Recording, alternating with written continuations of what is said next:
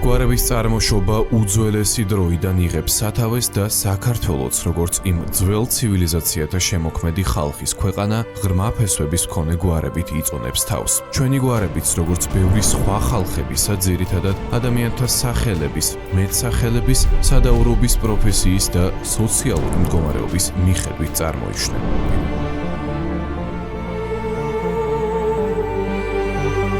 გადაცემაში ვისი გორის ახალ ვეცდებით გავარკვიოთ თქვენი შენი გვარის ისტორია.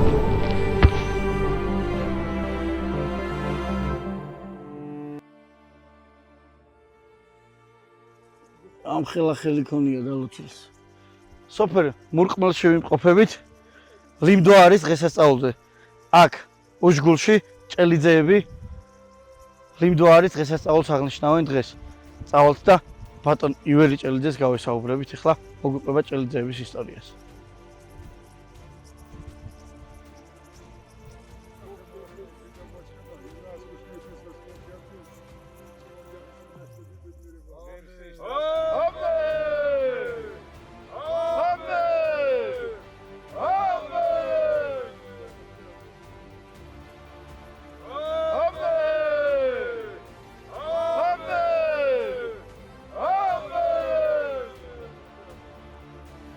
გამარჯობა ბატონო ივერი. გამარჯობა.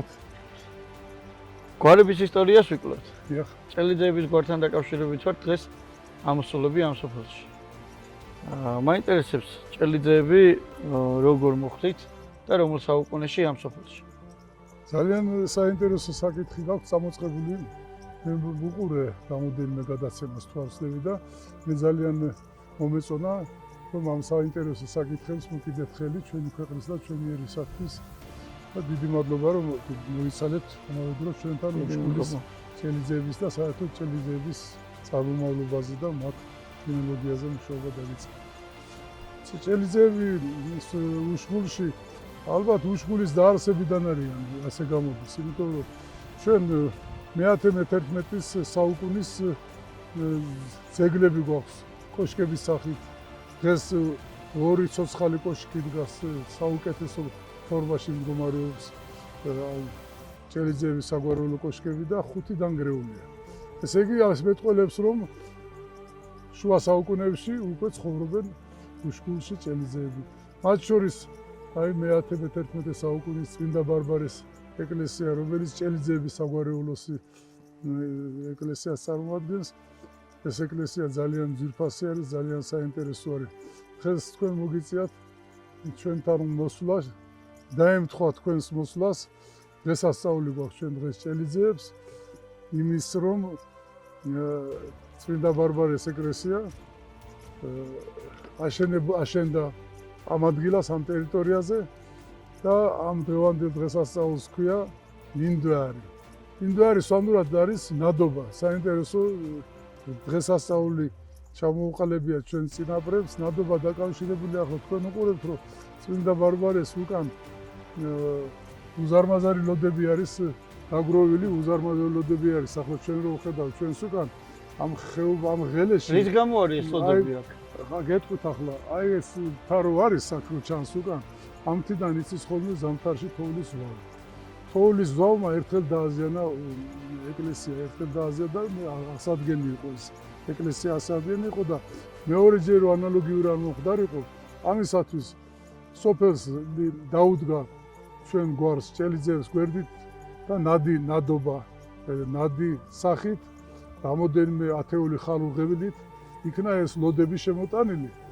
იმის გამო რომ შემდგომში ზვავი რო ჩამოსულიყო, ანალოგიური მდგომარეობა არ მოხდარიყო და არ დაეზიანება კოშკები. ანუ ეს ლოდები ზვავისგან იცავს ტაძარს. ხო, რო არ დაეზიანებინა ტაძარი და ეს ლოდები ზვავის პერიოდში შლის ამას, იმას თოვლის ზვავს შლის და ზვავს ტაძარს არავითარი საშუალება არ ელებია. ეს არის ძალიან საინტერესო უძველესი პერიოდის ეკლესია და როგორც 7 ტაძარი დგას უშგულში, 7 ეკლესია. საინტერესოა, პირველი ეკლესია წმინდა ბარბარეს დგას მურყველში, ეს მურყველი არის ჩვენი სოფელი, აქ რამოდენიმე ოჯახი ცხოვრობს. მურყვამი არის ვანურად კოშკი. და საკოშკეთი ქვია. საკოშკეთი გამოდის, რომ ახლა საქმე ნახშია, კარგი შეკითხვა მომესით. საკოშკეთი ეს პირველი სოფელია. პირველი სოფელი არის ასე გამოდის, იმიტომ რომ რო ააშენეს სოფელთან ერთად შენდებოდა კოშკებიც. და შეარქვეს მურყველი. მერე არის ხო, მერე არის ჩაჟაში, რომელიც იუნესკოს პროგრამაში არის შეტანილი, სხვათა შორის ამ პროგრამის ინიციატორი მე ვიყავი მაშინ პარლამენტში ვიყავი და ვიყავი საქართველოს პრეზიდენტთან იყო შექმნილი საქართველოს კულტურული მემკვიდრეობის საბჭო, იმ საბჭოს წევრი ვიყავი და მაშინ დადგა მე მთლიანად უშგულზე მუშაობდი, უშგულის მომხდარიყო იუნესკოს პროგრამაში, მაგრამ რატომღაც მარტო ჩაჟაში შეიტანეს. ნუ ჩაჟაში ახლა ძეგლია, ნამდვილად რო ძეგლი არის, როგორც მურყველი ასე, ყველა უბანი ჩაჟაში მერე არის ჩუბიანი, მერე არის ჯიბიანი. სამი უბრის, 4 უბრისგან შედგება უშგულის თემი. ბატონო ივერი, მე-10 საუკუნის ძეგლთან ვიმყოფებით. სასულიერო პირები თუ იყვნენ ჭელიძეები? ჭელიძეები აქ არ გვახსოვს. აქ მარტო გვახსოვს სასულიერო პირები იყვნენ ნიჟარაძეები. ისე აქ რო სასულიერო პირი მოღვაწეობდა ეკლესიის შიგნით და შიგნით კანკელი არის, შიგნით მოწყობილი არის ყველაფერი იმისთვის, რომ ეკლესიის მღვდელმთავარს ქონებოდა საშუალება წირვისა და წირვის ჩატარების. ახლა არის, რა თქმა უნდა, უშგულში არის მღვდელი, რომელიც დღეს თქვენ ნახეთ, ჩაიწერეთ თვალსები, შესანიშნავი პიროვნება და პირსეული კაცი. 7 კოშკი ახსენეთ. 7 კოშკი იყო ჭელიძეების დაქვემდებარებაში და დღესდღეობით პირვანდელი სახით არის 2 კოშკი შემორჩენილი. ამ კოშკების შესახებ რაიმე უფრო დეტალური ინფორმაცია ხო არა? არა, კოშკების შესახებ დეტალური ინფორმაცია არის ის, რომ კოშკებს ჰქონდა 2 დანიშნულება ჰქონდა. გვარის თემის სიძლიერე ეს პირველ რიგში და მეორე თავდაცვითი დანიშნულება ჰქონდა. ეს მარტივი არ არის. უშგულთან საერთოდ თამარ მეფის ფენომენი არის ძალიან მაღალ დონეზე.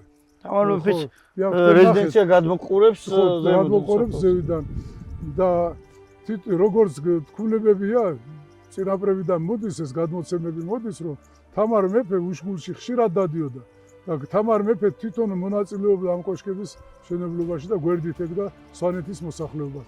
ეს ამავე დროს არის თავდაცვითი სასაზღვრო ზონა არის, ჩრდილოეთ კავკასიიდან იცავს ეს საქართველოს ტერიტორიას და აი ეს დანიშნულება ჰქონდა კოშკების დანიშნულება ძირითადი ეს იყო რაც მოგახსენე. დღეს ახლა არის ისტორიული ძეგლი, ისტორიული ნიმუში, რომელსაც რა თქმა უნდა დიდი მნიშვნელობა აქვს 10 საუკუნეში დგას ეს კოშკი და შემოყურებს. საუბედუროდ ძალიან ბევრი კოშკი არის დაზიანებული. აი ჩვენი ხო გითხარით, 5 კოშკი არის, 5 ძველი კოშკი, მაშინ პირველი კოშკები როგორც ჩანს არ ილესებოდა. შავი კოშკებს ვეძახით, ფიქალია მარტო და ისინი არიან დაზიანებული. შრალი წყობით არის აშენებული. ხო და მერე უკვე შემოვიდა კირის ისა უკვე და დაიხოცა უკვე. არის ახლა კულტურული მემკვიდრეობის შესანიშნავი ძეგლები და ნიმუში. ძალიან დიდი მადლობა მოწოდებული ინფორმაციისათვის და ჩვენ გადავინაცვლებთ ბატონ გოჩა ჭელიძესთან, რომელიც კიდევ უფრო მეტ დეტალს მოგვიყვება გამოჩენილი ჭელიძეების შესახებ.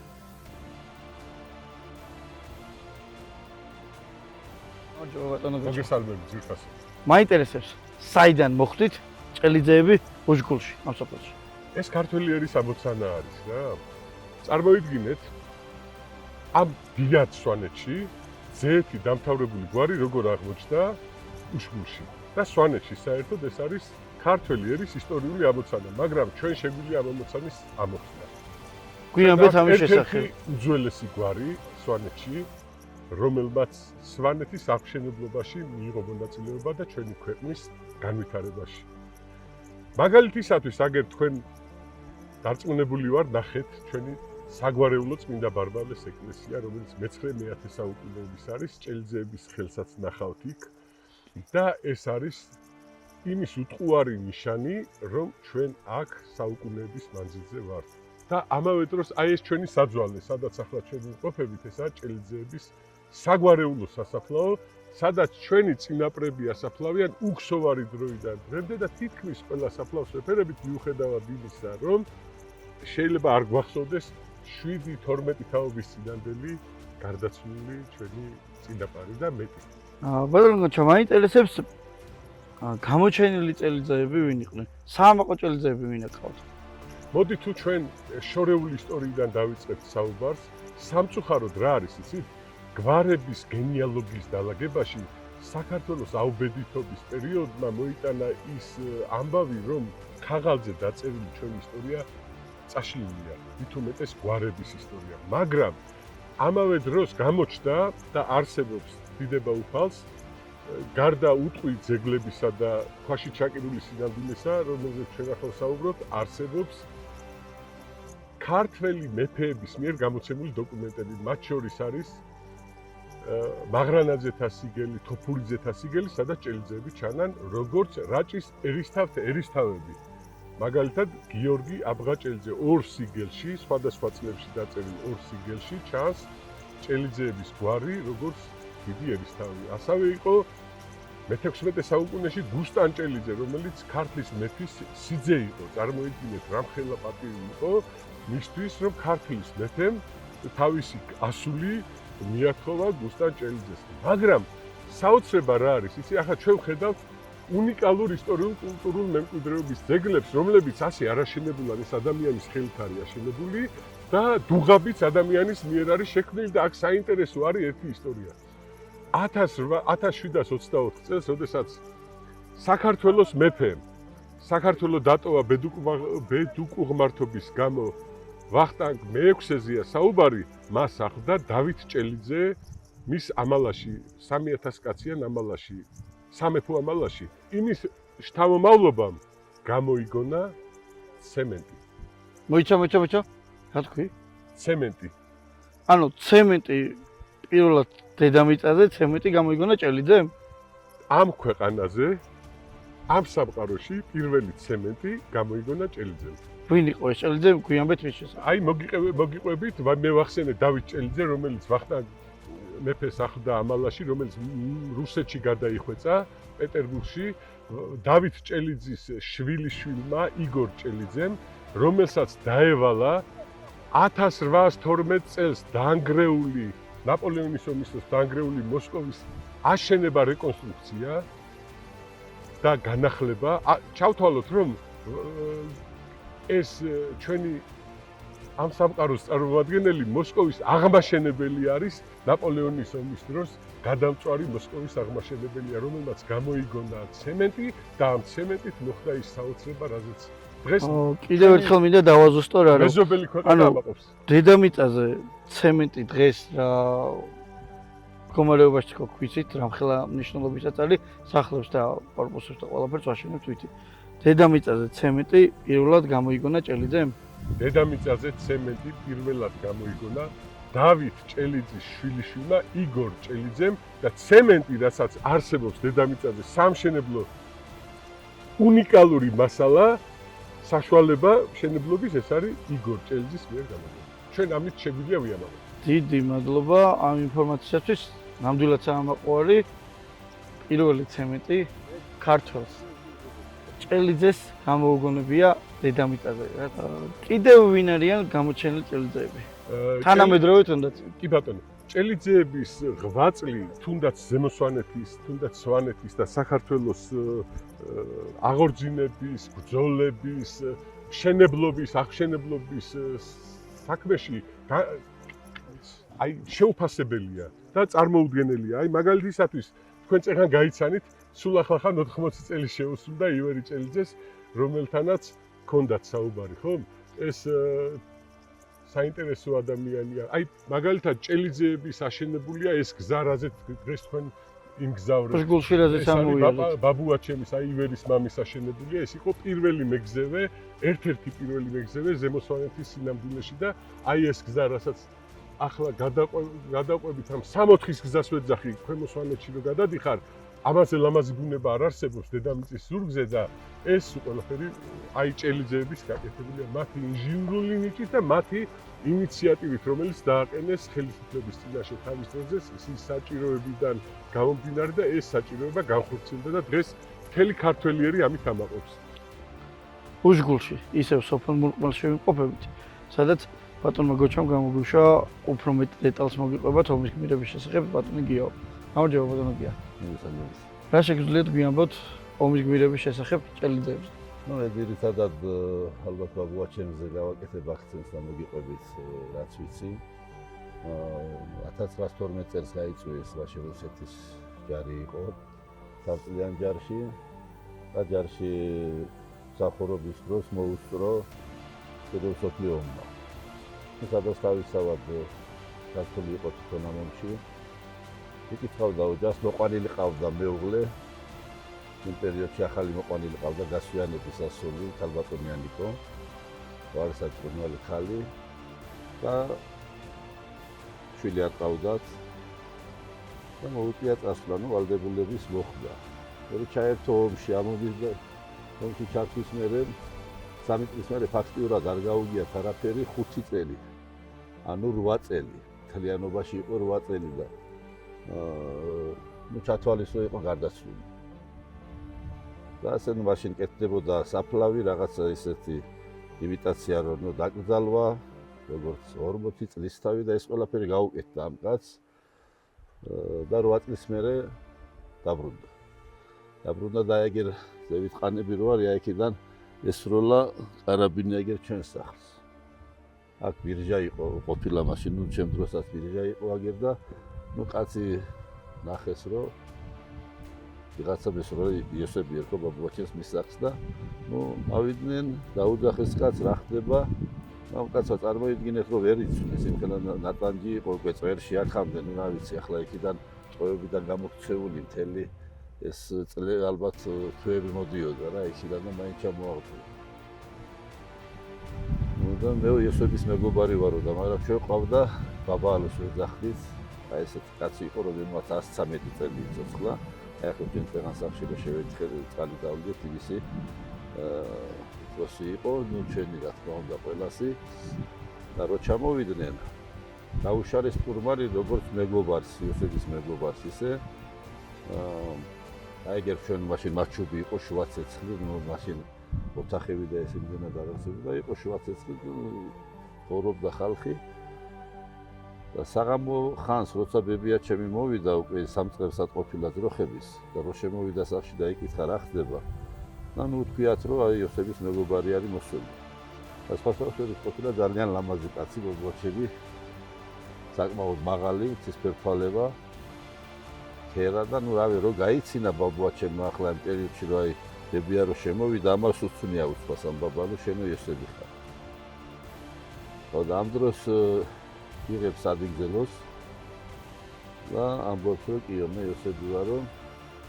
თავისი მეუღლე დაინახა კიდევ წარმოიდგინეთ ძაძებში, ეს თავგადაკრული ძაძებში შემოვიდა და უთქვია ასეთი რაღაცა რომ თუ მე ჩემი მეუღლე ან შეურაცხყოფილი ან გათხოვილი დავხდებოდა, მე ჩემი ვინაობას არ გავამხელი, წავიდოდი ამ სოფლიდან. ეს თავმოყარეობის თემა იყო რომ ნუ ბატონი იოსები იყო პირველი მსოფლიო ომის მონაწილე, რომელიც დაბრუნდა სოფელში.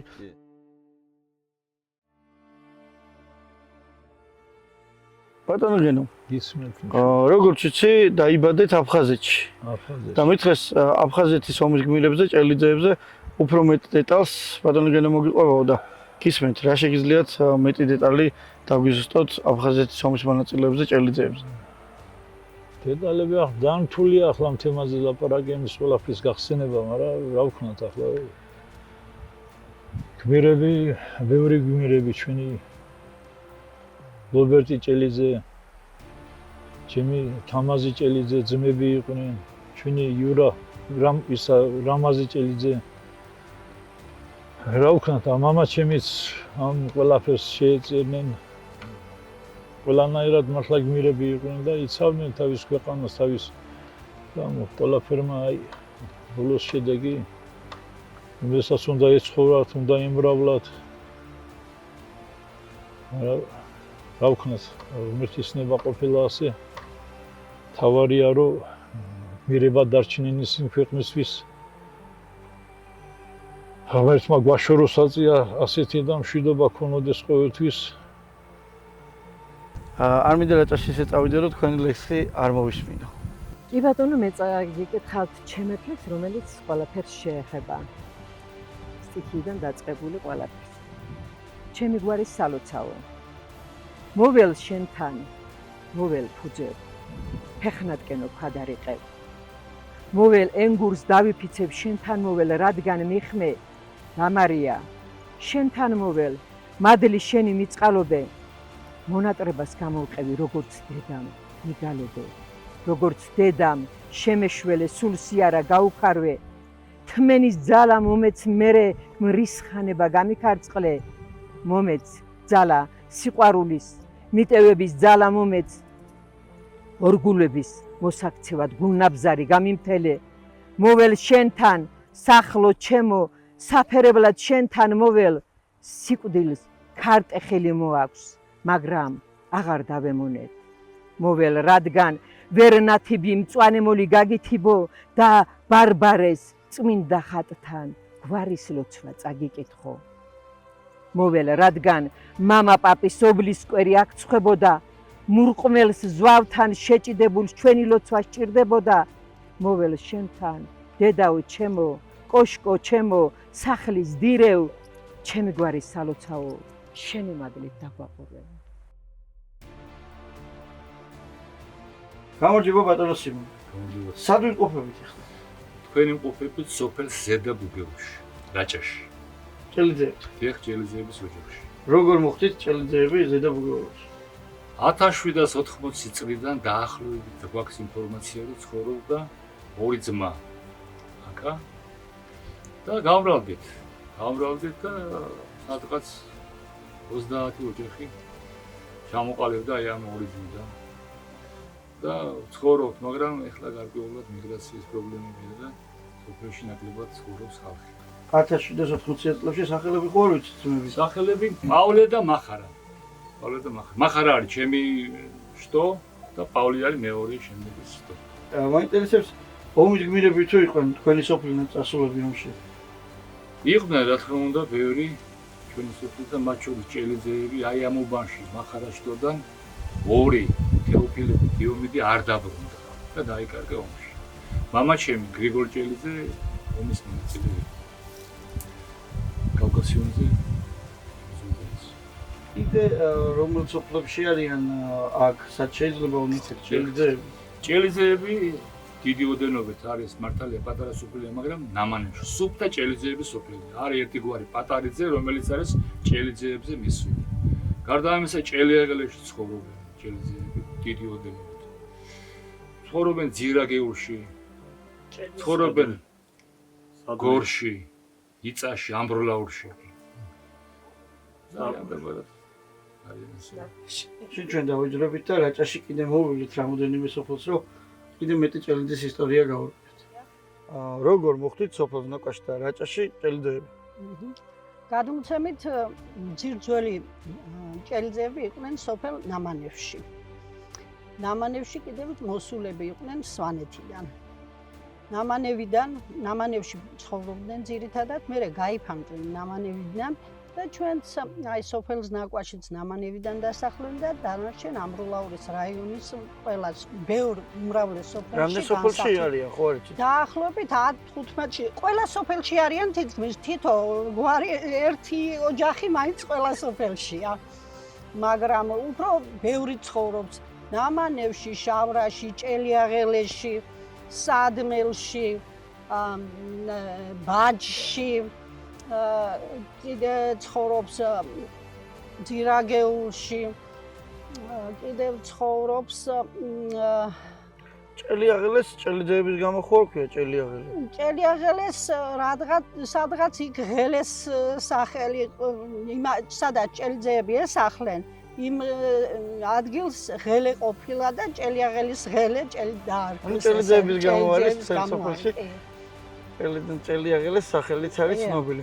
რაიმე სალოცავი ხო არა გაქვს ჭელიძეებს? რა ვიცი, ესეც გადმოცემით ვიცით, რომ რაჭაში არსებობს ჭელიშის მონასტერი და ამ მონასტერში ეს მონასტრის სახელი ჭელიძეებს უკავშირდება. ესეთი გადმოცემა გვაქვს და მე როგორც ვიცით, იქ როდესაც ეს მონასტერი აღდგა მე-17 საუკუნეში, როცა დაიწყო ესისა, იქ იყვნენ ჭელიძის ბერები. და ამიტომ დაარქვეს ჭელიში, რა ვიცი, სვანურად ყოფილა ადგილი. და ესე იგი ჭელიძეების ადგილი, ჭელიშის მონასტერი. ამ ზაფხულს როდესაც დამიკავშირდნენ ჭელიძეების გვარზე იმუშავა, ძალიან გამიხარდა, იმიტომ რომ ძალიან ბევრი ძმაკაცი მყავს ჩემს სოფელში, ობჩაში ჭელიძეები და ვიფიქრე რომ ალბათ იმერეთში წავალთ გადაღებაზე და ბიჭები მოვლილი თელ იმერეთს ხო, მაგრამ აღმოჩნდა ისე რომ პირველად სვანეთში უშგულში მოხვდით ლიმსხვარის დღესასწაულზე. მე იქიდან რაჭაში გადავედით და რაჭოლებმა გამოგვიშვეს აქეთ.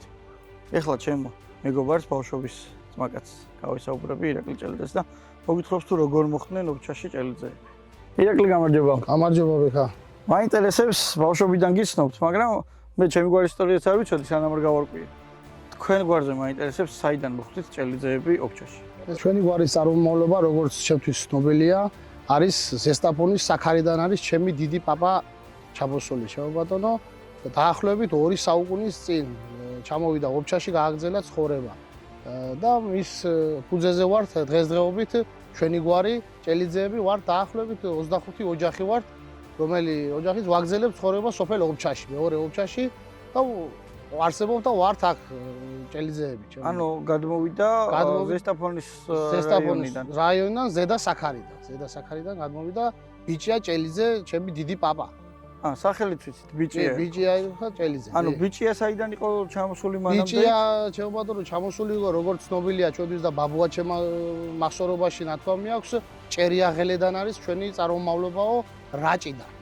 არის ჩვენი ჭერიაღელეში და ძალიან ბევრი რაჭველი ჭელიძეები არიანი და ალბათ იქიდან დაიფანტნენ. აქედან არის დაფანტული და აქედანა ვარ ჩვენ, როგორც ცნობილია ბაბუა ჩემიდან ვიცი, რომ ჭერიაღელედან არის ჩვენი ფესვები წარმოსული და მე უკვე განშტოება ვართ ჩვენ აქეთ ობჩაში და ზედა საქარაშიც არიან ჩვენი ბიძაშვილები. იმერეთის ტერიტორიაზე ბევრი არიან ჭელიძეები, როგორც და კიდე ხო არის სად არიან? კიდევ არიან ფერსაჩი არიან, ბაღდათის ტერიტორიაზე არიან ჭელიძეები, ვიცნობ. მაგრამ იქ ბევრი ძალიან ნათესაური კავშირი დგავთ ერთმანეთთან. ნათესაური კავშირი კი და მიკითხვა, მოკითხვა და ბიძაშვილობა თავისთავად გვაქვს ერთმანეთთან. ჭელიძეებს მეორე მსოფლიო ომში თუ იბრძოდნენ ობჩელი ჭელიძეები? კი, იბრძოდნენ მეორე მსოფლიო ომში შოთა და საშა. ჩემი დიდი ბაბუები, რომელმა ადამიანებმაც იბრძოდნენ და ჩვენ სამწუხაროდ მისი საფლავიც არ ვიცით სად არის და მაგრამ ვეღარ ჩამოვიდნენ. ვეღარ დაბრუნდნენ უკან, სამწუხაროდ ვეღარ დაბრუნდნენ ბრძოლის ველზე. არჩენ იქ.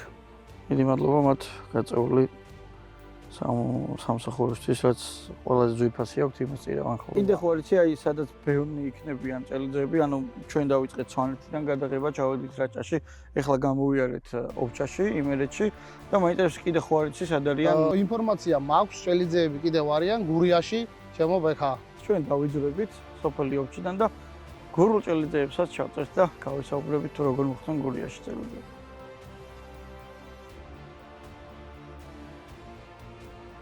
გურიას ვესტუმრეთ, ირაკლიმ გამოგვიშვა გურიაში, რომ იქაც ბევრი ჭელიძეები არიან და ბატონ დურმიშხანს მოვაკითხეთ სოფელ ბაღში.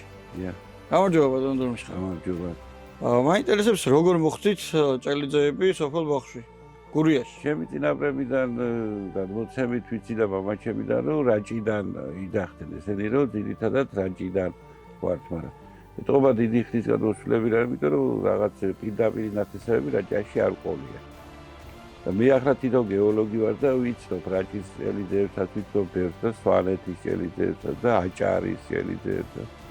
ყველა კუთხეში მაქვს ამუშევარი და ვიცი. ჩვენ სვანეთშიც ვიყავით, რაჭაშიც ვიყავით, მე სოფელ ობჩაში გამოვიარეთ ჭელიძეებმა და მოვედით თქვენამდე გურიაში. ნახევარი საქართველოს მოვიარეთ ჭელიძეების გამო. ყველაზე ბევრი 250 კაცი იქნებოდა რა. დაახლოებით 250 ადამიანი იქნებოდით? ადამიანი, 250 ყომზე მეტი იყო. ეხლა იქნება 1-25 ოჯახი დარჩენილი, რომელიც მოქმედი კომლია და ისე ვისაც სანათესავთ ბებია და ისინი რო ყავს ჭელიძე და ისინი ბევრი არიან. მაინტერესებს სასულიერო პირები ხო არ ყოფილან ჭელიძეები? სასულიერო პირი ეხლა მე ვიცი ერთი სიმონ ჭელიძე ვიცი და სავარაუდოდ აქედან იყო მე მგონი. ზუსტად არ ვიცი ახლა მაგის ნობა. სიმონ ჭელიძე ეპისკოპოსი ხო. სიონის ეკლესიაში დასაფლავებული და ეკლესიის ეზოში და ისე ვიცი უდაბნოს ეკლესია იქ არის მორჩილები და ვიცი მამაჩემიდანაც ვიცი რომ უფრო საეკლესიო გვარი იყო ჩვენიო ასეც მეუბნება. ანუ იყვნენ სასულიერო პირები? იყვნენ სასულიერო პირები. ეხლა მე აქ არ მაქვს ჩემ ცოლოურთან მაქვს წიგნია ბავშვზე გამოსებული და იქ უფრო არის ინფორმაციები ჭელიძეებზე ბევრი. ეხლა გვყავს გენერალი ახალგაზრდა ჩემი ბიძაშვილის შვილი გრიგოლ ჭელიძე რომელიც დიდი ხანი იყო ნატოს წვრთნების უფროსი და მაგიატარებდა იმისი ხელმძღვანელობით 45 წლის ვიკია მისი ძმა პოლკოვნიკია და ჯარი იმაში ნატოს ეგიდით სიცა ყველა სასწავლებელი აქვს დამთავრებული რაც სოფლიოში ნატოს ეგიდით სასწავლებელია უმაღლესი. ანუ რახან გენერალი ვახსენეთ ომის გმირები თუ არიან აქაური ჭელიძეები? ომის გმირებია, მამაჩემს ჰქონდა ორდენები, საკმაოდ გმირი არ იყო, მაგრამ პირველი ხარისხის ორდენები ჰქონდა სამამულო ომის. მონაწილე. ფინეთის ომის მონაწილეც იყო მამაჩემი და მერე სამამულო ომი 46 წელს ჩამოვიდა ომიდან. ჰქონდა ჩამოტანილი შაშხანა და ისე ომის ვისიც. თვითონ სნაიპერი იყო მე მაგ აგერ სახში მაქვს ისა სამხედრო ბილეთი მისი და სნაიპერი იყო. გერმანიაში რო ვიყავი ვერ თქვი მაგ.